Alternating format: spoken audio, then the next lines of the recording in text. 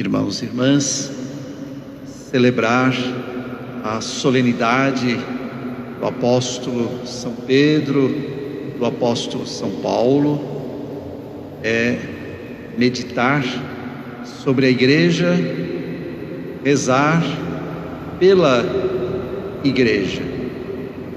O evangelho de hoje, do capítulo 16 de São Mateus, embora hoje estejamos celebrando uma solenidade, por isso saímos do tempo comum e celebramos um momento especial, mas assim mesmo, capítulo 16 do Evangelho de São Mateus está intimamente relacionado ao Evangelho do domingo passado, quando, capítulo 10, Evangelho de São Mateus, quando Jesus escolheu, ou melhor, publicou, já tinha escolhido um a um, e depois publicou os nomes dos 12 apóstolos. Eu dizia semana passada que, ao escolher enviar os 12 apóstolos, Jesus já estava iniciando ou envolvendo-os no início da missão da igreja, de ir e anunciar o reino de Deus e testemunhá-lo através de sinais, os milagres, as curas, expulsar os espíritos impuros, saciar a fome, ser de fato imagem dos apóstolos, da igreja, imagem do Cristo bom pastor. Bem, o texto de hoje aprofunda esta realidade, porque Jesus, ao perguntar aos apóstolos: quem é que eu sou, na opinião de vocês e na opinião das outras pessoas?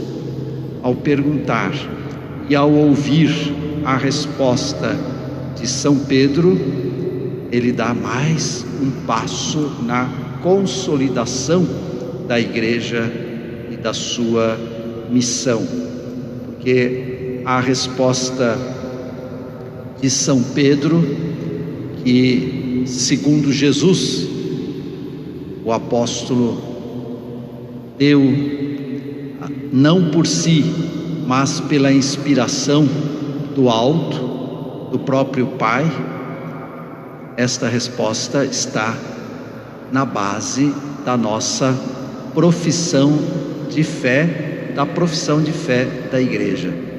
Tu és o Messias, Filho do Deus vivo. Tu és o Messias, é o mesmo que dizer tu és o Cristo. Messias significa Cristo, que significa ungido. Messias, na língua hebraica, a língua de São Pedro, Cristo, na língua grega, e ungido na nossa língua. Jesus é o Messias. Eles nem sabiam tudo isso. Eles sabiam que aquele homem que os chamara e a quem eles estavam seguindo, eles sabiam que era um sábio, um mestre, por isso estavam seguindo. Mas que fosse mais do que isso, que fosse o próprio ungido Cristo, Messias de Deus, o Filho de Deus. De fato, eles não tinham esta consciência, nem mesmo Simão, e por isso Jesus diz: você respondeu não por si mesmo, você respondeu não pela carne e pelo sangue, ou seja, por um ser humano. Aqui já estamos na tradução, não foi um ser humano que te revelou isso, mas o meu Pai que está no céu. O texto original diz: não foi a carne nem o sangue, ou seja, não veio da parte humana, mas veio de Deus, veio do Pai, veio do Espírito do Pai. Aí Jesus proclama uma bem-aventurança: feliz és tu, filho de Jonas, pai de São Pedro se chamava Jonas. Feliz és tu, Simão, filho de Jonas. Serás pedra, Simão, Pedro. Da mesma forma que Jesus é o nome humano e recebe o título, nome civil, se quisermos dizer, e recebe o título Cristo. Jesus é o Cristo. Simão é a pedra, Simão é Pedro. Doravante serás pedra, Pedro, e sobre esta pedra construirei a minha igreja, e o poder do inferno nunca poderá vencê-la. Aqui aparece já a palavra igreja, ou seja, Jesus já explicita, já deixa claro qual que é o seu projeto, ou seja, ele veio para anunciar o reino de Deus, para revelar o Pai, e esta sua missão tem que ser continuada no decorrer da história humana pela igreja fundamentada nesta profissão de fé: tu és o Cristo, o Filho de Deus vivo. De fato, depois, mais séculos depois, a igreja elabora esta profissão de fé mais completa, que nós rezamos: creio em Deus Pai Todo-Poderoso, Criador do céu e da terra, em Jesus Cristo, no Espírito Santo, na Igreja Católica. Como também aquele outro, ainda maior, o símbolo niceno-constantinopolitano: Deus de Deus, luz de luz, Deus verdadeiro, pois a igreja vai elaborar com muito mais precisão. Mas o fundamento está aqui. Esta é a profissão de fé da igreja, e a profissão de fé que segue esta declaração do Cristo: feliz és tu, e tu és Pedro, e sobre esta pedra construirei a minha igreja. E claro, por isso que hoje é dia de rezarmos pela igreja, de sentirmos-nos felizes por pertencermos a esta igreja, que é a igreja de Jesus Cristo, que depois na profissão de fé é dito igreja que é una, santa, católica e apostólica. Uma só. Cristo não fundou diversas, fundou uma, a sua, igreja do Cristo. Santa, porque ele é santo, porque Deus é santo. Católica, porque é universal, presente no mundo inteiro. E apostólica, porque tem o seu fundamento, o seu alicerce, ou os seus alicerces, nos 12 apóstolos. Pois São Paulo vai explicar direitinho que Cristo é a pedra angular, a pedra fundamental, e os apóstolos são os fundamentos. Mas dentre os apóstolos, Cristo escolheu Pedro, para ser a referência entre eles. Por isso é o dia também de rezarmos pela igreja e rezarmos pelo Papa que é sucessor de São Pedro. Pedro é o primeiro, Pedro, Lino, Cleto, Clemente, Sisto, vai indo até chegar mais de 300, até chegar hoje no Papa Francisco, sucessor do apóstolo Pedro. Por isso esta celebração da solenidade de São Pedro é uma celebração que nos une muito mais de perto, afetivamente, espiritualmente e eclesialmente, ao Papa Francisco, na sua celebração lá na Cátedra de Pedro, na Basílica de São Pedro, que é exatamente o lugar onde Pedro foi sepultado depois de ter sido martirizado. E a gente pergunta: bastaria, já seria muito bonito celebrar São Pedro. Mas celebramos também São Paulo. A igreja coloca os dois juntos e chama, eles são chamados, foi mencionado no início, no comentário, eles são chamados de colunas, duas grandes colunas da igreja, porque se com a profissão de fé do apóstolo São Pedro, Jesus fala da igreja, da vida da igreja, São Paulo é aquele que, numa celebração do dia de hoje, evoca a missão da igreja. São Pedro, a vida, a firmeza, a consistência, a hierarquia, inclusive, a estrutura, inclusive, da igreja, a rocha. A casa tem que ser construída sobre a rocha, mas ela é construída sobre a rocha e ela é firme e ela é estável, e as portas do inferno não prevalecerão contra ela, não por ela, mas pelo Cristo e pela missão.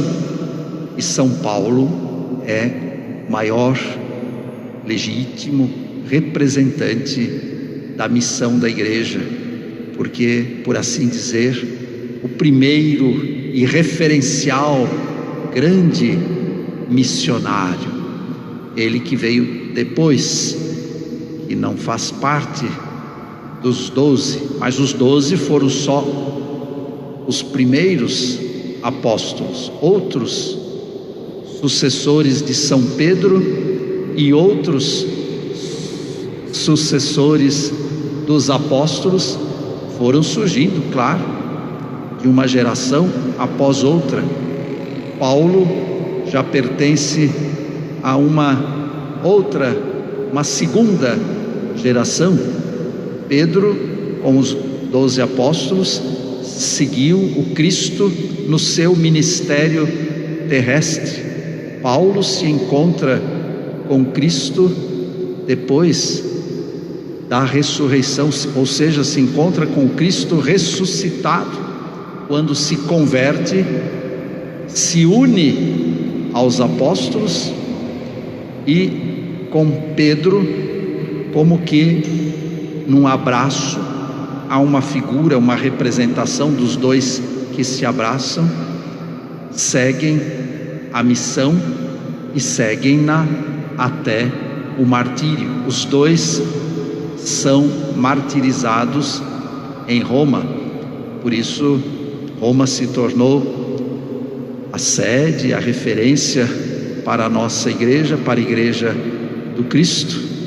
Pedro, que afundou-a sobre as bases de Israel, Cristo da descendência davídica, e Paulo, apóstolo dos gentios, das nações. Por isso que de Paulo, da missão de Paulo, nós sabemos exatamente das suas viagens por toda aquela região da Palestina, mas também da Ásia Menor, da Grécia, e até terminar em Roma, junto com o apóstolo Pedro, os dois, ou seja, em todas as nações, para todos os gentios, todas as nações conhecidas daquele tempo, e de lá, e da missão de Paulo, e da missão dos apóstolos, e da missão de todos os que os sucederam, a igreja chegou até o fim, os confins do mundo. Hoje podemos dar a volta no globo terrestre, a Terra é redonda, melhor, é bom lembrar, podemos dar a volta no globo terrestre e perceber que em todos os lugares o Evangelho foi proclamado, embora nem todas as pessoas ainda o conheçam. Por isso que a missão não terminou, e por isso que a missão do Cristo, visibilizada, solidificada na missão dos apóstolos Pedro e Paulo, é a nossa missão hoje. se daquele tempo até hoje, se daquele lugar até o nosso lugar, o Evangelho chegou, é certo que nem todos o conhecem aqui, e é certo que nós temos que anunciá-lo aqui e anunciá-lo de volta, onde ele começou e em todos os lugares do mundo. Ou seja, a igreja nunca interrompeu a sua missão e nunca deu por encerrada, porque ainda há um longo caminho e haverá sempre um caminho a percorrer. Baseada a igreja, fundamentada nestes dois grandes pilares que resumem o ser da igreja, a sua vida, a sua solidez, a sua fortaleza e a sua abertura para o mundo, a sua missão, a sua consistência a partir do apóstolo São Pedro, a sua missão a partir do apóstolo São Paulo. É muito significativa a solenidade que hoje nós celebramos, e nós somos assim motivados a sairmos daqui mais entusiasmados pela missão da igreja e sabendo também, mais conscientes de que a missão é realizada nos dias de hoje, e que nós todos, membros da igreja, e que nós todos, a partir do batismo, nos tornamos também participantes desta missão, cada um na sua função. O Papa, sucessor do apóstolo São Pedro, os bispos, sucessores dos outros apóstolos, incluindo Paulo, que veio depois, e seus companheiros, e os sacerdotes são os colaboradores primeiros dos bispos, com os diáconos e com todos os ministérios, os carismas que o Espírito Santo derrama no coração de cada fiel.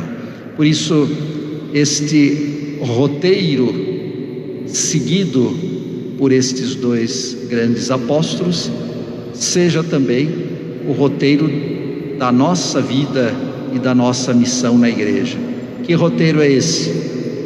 Ouvir o chamado de Cristo, responder ao chamado de Cristo. De fato, Cristo um dia os escolheu, São Pedro, junto com seu irmão André e os demais, e vários outros, estavam lá na sua profissão, pescadores que eram, e o Cristo disse: sereis pescadores de homens, pescadores de gente, pescadores de seres humanos. E eles responderam, eles seguiram: vem e segue-me. E eles seguiram. Podiam não ter seguido. O Evangelho narra a história de um que era tão bom e que não seguiu. Aquele jovem rico, quando Jesus disse: deixa tudo, você é bom, já cumpre todos os mandamentos, então agora deixa tudo, vende tudo, dá para os pobres e me siga. Ele ficou triste e não seguiu. Não foi o caso dos apóstolos. Os apóstolos seguiram. Paulo seguiu, deixou tudo, deixou não só a sua profissão de tecelão, de trabalhador manual, mas deixou também a sua profissão de mestre. Era um mestre do judaísmo, era um mestre de Israel, era um conhecedor da lei, um conhecedor das escrituras antigas, tão seguidor da lei, tão cumpridor da lei, tão conhecedor, que até perseguia os cristãos. E eis que tudo se transforma naquele encontro com Cristo na estrada de Damasco, e ele se transforma num cristão autêntico, verdadeiro, e neste grande missionário, passando por todas as privações. Hoje mesmo ele disse, na segunda leitura que nós ouvimos: combati o bom combate, terminei a minha carreira, a minha corrida, guardei a fé, esta fé do apóstolo Pedro: tu és o Cristo, o Filho de Deus vivo. Ou seja, quando ele diz isso na carta a Timóteo, ele já está chegando, cansado até, no final da sua missão, e certamente recordando tantas tribulações pelas quais ele passou: frio, fome, perseguição, prisão, naufrágio. Há uma passagem onde ele descreve uma lista de privações. Certamente ele recordava de tudo isso, e certamente ele vislumbrava, antevia o martírio que lhe viria ao encontro. Pois bem, então, como eu dizia, hoje nós saímos assim com este itinerário dos apóstolos, para que seja o nosso itinerário. Primeiro, ouvir o chamado do Cristo. Segundo, responder o chamado do Cristo. Terceiro, realizar a missão em nome do Cristo. E quarto, realizá-la até o fim. Até o fim da nossa vida. Nós que aqui estamos ainda não terminamos. Dom Paulo Rolim Loureiro, primeiro bispo, que está sepultado nesta cripta, da mesma forma que São Pedro está sepultado lá na cripta da Basílica de São Pedro. Dom Paulo Rolim já terminou, desde 1975, ele encerrou a sua corrida, combateu o seu combate, guardou a sua fé. Nós ainda estamos, portanto, na terceira etapa, né? A primeira, ouvir a voz do Cristo, dizer sim pelo batismo e pela vida eclesial, realizar a missão.